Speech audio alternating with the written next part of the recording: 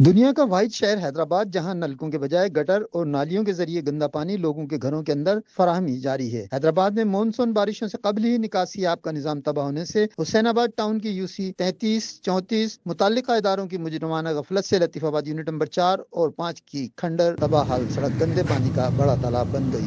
گندا اور بدبودار گٹر کا غلیظ پانی لوگوں کے گھروں میں داخل ہونے سے فرنیچر و دیگر قیمتی سامان تباہ و برباد ہو گیا۔ سیوریج کی بدترین صورتحال سے علاقہ مکین گھروں میں محسوس ہو کر رہ گئے ہیں۔ امریکن کوارٹر، سٹیزن کالونی، لطیف آباد 10 نمبر، 11 نمبر، پریٹ آباد، قاسم آباد سمیت مختلف علاقوں میں پینے کے صاف پانی کی فراہمی مہینوں سے بند ہے۔ ہمارے یہاں پانی بند ہو گیا، کمپلین کر کے تھک گئے، SDO صاحب نہیں ہوتے ہیں، کمپلین چلے جاتی ہے لیکن اس کا کوئی رزلٹ نہیں ہوتا، پریشان ہے بھائی۔ اور یہ منظر دیکھ سکتے ہیں حیدرآباد کا علاقہ حشمت بانو ٹاؤن کا علاقہ ہے، جہاں لوگ گزشتہ 6 ماہ سے پانی سے محروم ہیں اور کم سن بچے دور دراز علاقوں سے پانی بھر کر لانے پر مجبور ہیں، جو متعلقہ ادارے اور اس کے ذمہ داران کی کارکردگی پر سوالیہ نشان ہے۔ کچھ علاقوں میں پانی کبھی کبھار نلکوں میں آ بھی جاتا ہے تو وہ اس قدر غلیظ و بدبودار ہوتا ہے کہ استعمال سے لوگ اسہال، قے اور ہیپاٹائٹس کے مہلک امراض کا شکار ہو رہے ہیں۔ لطیف آباد، قاسم آباد اور شہر کے ڈومنوا، وادوا، لطیف آباد 12 نمبر کے طویل و بڑے نالے کچرے سے بھر چکے ہیں۔ علاقے کی سماجی رہنما سائمہ ناز نے بتایا،